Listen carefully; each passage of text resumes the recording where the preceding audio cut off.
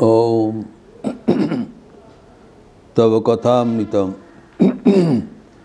तप्त जीवनम कविभिरीडितं कल्मषापहं श्रवणमंगलम श्रीमदाततं भुवि गृह्णन्ति भूरिदा जनाः।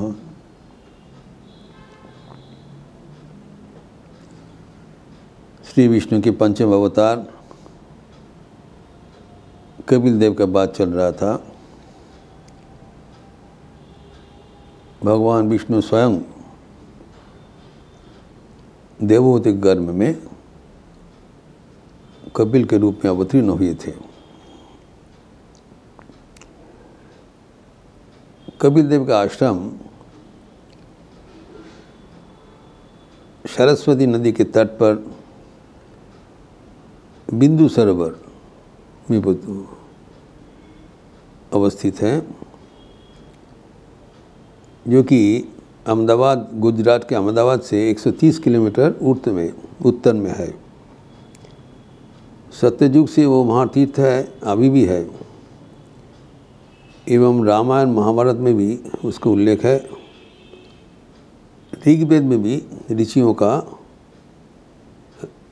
उसमें उल्लेख है, महातीर्थ स्थान है।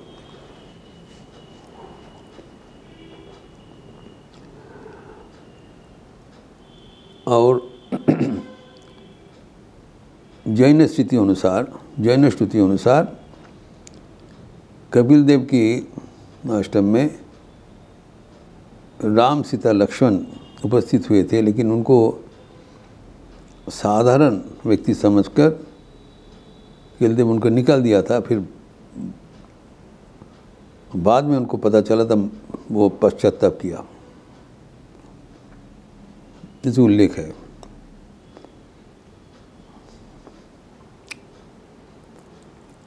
कपिल मुनि के जन्म कथा बड़ा विचित्र है। ब्रह्मा के मानस पुत्र कहा जाता है, उनके छाया से उत्पन्न कर्दम ऋषि जन्म के साथ साथ ही थोड़ा देर बाद वो तपस्या करने के लिए निकल पड़े एवं सरस्वती नदी के तट पर घोर तपस्या किया। 10,000 साल तपस्या किया भगवान विष्णु के प्राप्त करने के लिए। जब भगवान विष्णु ने प्रसन्न होकर उनको दर्शन दिया, तब पूछा तुमको क्या चाहिए। उन्होंने कहा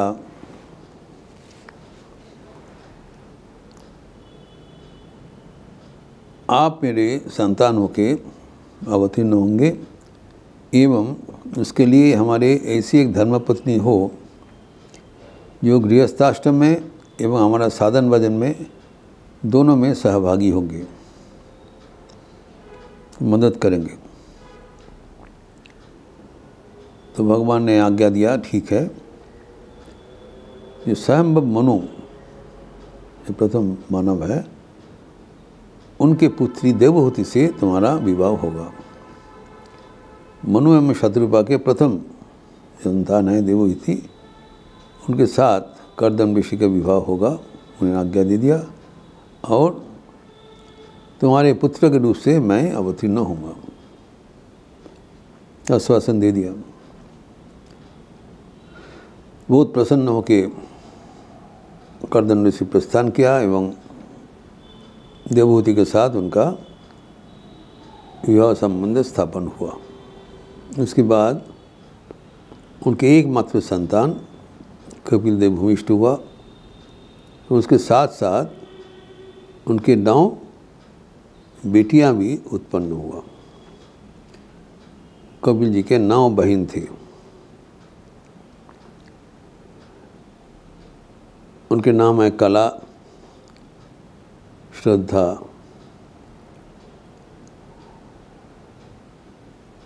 फिर हविर्भू,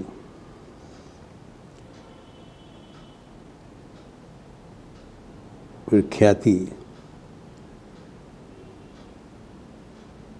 फिर प्रज्ञा, गति, क्रिया, अरुंधति एवं शांति,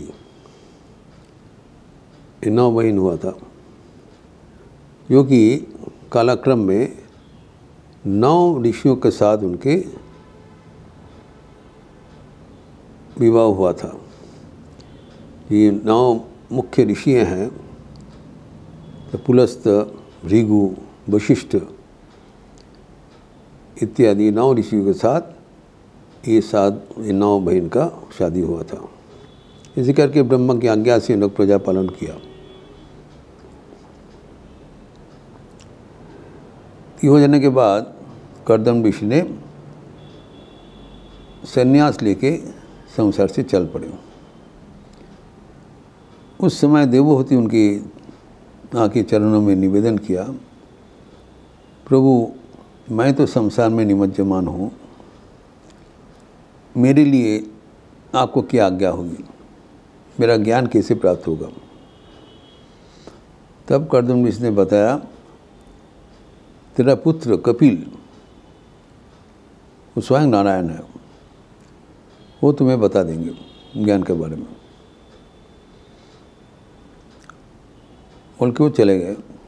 हम पहले ही बताया, कल ही बताया कि माता देवहूति को कपिल देव जो ज्ञान दिया था उसको सांख्य दर्शन कहलाता है। प्रकृति ज्ञान पुरुष का विभाजन एवं उनका विस्तार, कैसे सृष्टि हुआ है, उसके विस्तारित व्याख्यान करके माँ का देव कपिल देवहूति संवाद ही सांख्य दर्शन का सूत्रपात है। तब एक दिन जब माता देवहूति अपने पुत्र के पास आया, नारायण ज्ञान की उनको भी पता था स्वयं नारायण उनके गर्भ में आएंगे, तो अपने पुत्र को कह रहे, हे प्रभु मेरा जीवन तो संसार में आबद्ध हो गए, हमें कैसे मुक्ति मिलेगा, हमारा मन कैसे भगवान के प्रति आकृष्ट हो जाए, इसका समाधान मुझे बताइए, मुझे कोई ज्ञान नहीं है। तब भगवान कपिल ने प्रसन्न होकर उनको समझाया कि देखो सत्व रजस तमस ये 3 गुणों का समाहित हमारा मन है। सत्व मतलब मन की संतुलित अवस्था, रज है मन का क्रियाशील अवस्था एवं तमः मन का निष्क्रियता, ट्रैंक्विलिटी, डायनामिज्म एंड इनर्शिया। ये 3 गुणों का समष्टि से संसार एवं प्रकृति गठित हुआ है। तो मन जब ये 3 गुणों के प्रति आबद्ध रहता है, आकृष्ट रहता है, तब वो मन संसार में आबद्ध हो जाता है। और जब मन ये 3 गुणों से बाहर निकल जाता है, तब ये मन में ईश्वर का आविर्भाव होता है। ये सहज बात है। लेकिन जैसे जैसे आप मन को ये 3 गुणों से हटाएंगे, वैसे वैसे मन भगवान के प्रति आकृष्ट होगा। लेकिन वो करना इतना आसान नहीं है, ये भी बताया कपिल जी। क्योंकि मन ऐसे त्रिगुणात्मिका, मन भी त्रिगुणात्मिका है और ये दुनिया भी त्रिगुणात्मिका है। तो मन स्वभावतः जो इंद्रियों का विषय के प्रति धावित होता है, इंद्रिय का अपने अपने विषय के साथ बहुत ज़बरदस्त रिश्ता है, उसका हटाना संभव बहुत कठिन है। इसने उनको सलाह दिया, जहाँ पर मन जाता है वो यद्यपि ईश्वर नहीं है, वही भगवान को वहीं पर लाए, उसी को भगवान समझकर मन वहीं पर केंद्रित करो। तो जब वो मन के भीतर ये इनको साथ भगवान का तादात्म्य हो जाएगा, तब ये तुम्हारा ईश्वर के प्रति अनुरक्ति बन जाएगा। ईश्वर के प्रति अनुरक्ति विषय में विरक्ति है। तो जिसको तुम्हारा मन में पसंदीला है, तो मन जिसको आकर्षण करते हैं, उसी को भगवान के प्रतिरूप समझकर उन्हीं को भगवान का सेवा करो, पूजा करो, चिंतन करो। तो धीरे धीरे मन ईश्वर के ओर सन्निवेशित होगा। और भी एक बताया कि जब ज्ञानी संतों से संग करोगे तो वो जो सत्संग तुम्हारा मन में एक आनंद का लहरा बहा देगा। सत्संग का बहुत ज़रूरी है। सत्संग से क्या होगा कि भगवान का जो लीला का था, भगवान जब अवतार लेते हैं युग युग में, वो सब लीला का था सुनने में रुचि हो जाता है। ये फर्क होगा।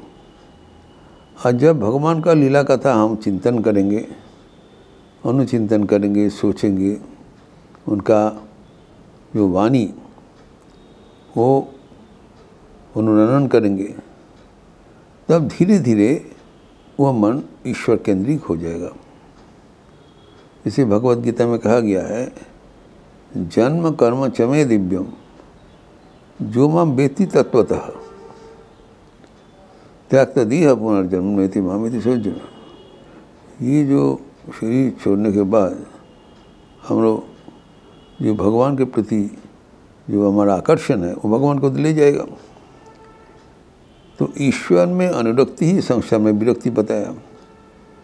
तो जब ईश्वर के लीला चिंतन करेंगे, तो ईश्वर के लीला चिंतन हमें धीरे धीरे मन को ईश्वर केंद्रित कर देता है। इसी भगवत गीता में बताया, जो भगवान के दिव्य जन्म एवं कर्म जो अनुध्यान करेंगे, चर्चा करेंगे, तो उनका मुक्ति लाभ हो जाएगा। क्यों? क्योंकि उनका मन विषय से हट जाएगा। भगवान का नाम से, भगवान के चिंतन से ऐसी एक अद्भुत शक्ति है जो हमारे मन को संसार से लेकर ईश्वर के प्रति ले जाता है। तो माता देवहूति का जो प्रार्थना था कि हम कैसे भगवान को प्राप्त करें, इसके उत्तर में कपिल मुनि माता को अच्छा खासा समझा दिया कि ये आप भगवान का सहारा से ही कर पाते हो। जब भगवान कृपा करके तुम्हें उसको आपको अनुस्मरण करने का अवसर देंगे, वो अवसर लेके आपको उसको काम में लगाते हुए मन को ईश्वर में केंद्रित करो, भगवान का लीला चिंतन करो, एवं जितना हो सके भगवान का साथ जुड़े रहने से मन स्वभावतः ही विषय से हट जाएगा। और जब मन विषय से विरक्त होगा, अपने आप उस ईश्वर में अनुरक्ति हो जाएगा, ईश्वर के ऊपर चला जाएगा। तो ये भी और भी माता देवहूति को समझाया, जिसका विस्तार हम अगले दिन करेंगे। ये बहुत पावन प्रसंग है कि कपिल जी का संवाद है, जो स्वयं भगवान ही कपिल रूप से आके कैसे शास्त्र का सार उन्मोचन कर दिया। इसका चर्चा हम फिर आगे के दिन विस्तार से बोलेंगे। ओम शांति शांति शांति। हरि ओम तत्सत्। श्री राम कृष्णार्पणमस्तु। अच्छा रहिए, स्वस्थ रहिए, आनंद में रहिए। नमस्कार।